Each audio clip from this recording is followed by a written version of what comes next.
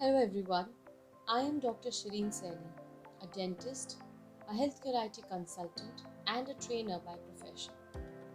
Now, I started my journey into this field of healthcare information technology in 2010, and since then, I've come across many budding dentists asking me various questions like what can we do after BDS, which is the best field to explore after BDS.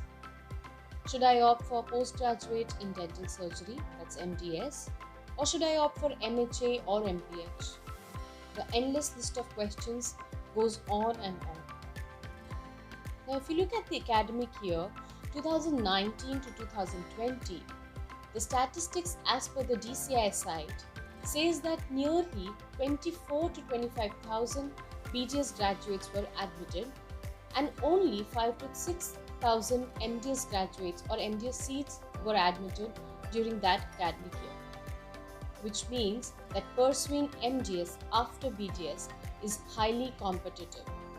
And that too, if you are opting for a private college, you need to shell out of a lot of money. So what should a BDS graduate do in this case? Should they open up their own clinic, or should they go for other streams to make money? So to answer all your questions, we welcome you to join our initiative, What After Dentistry.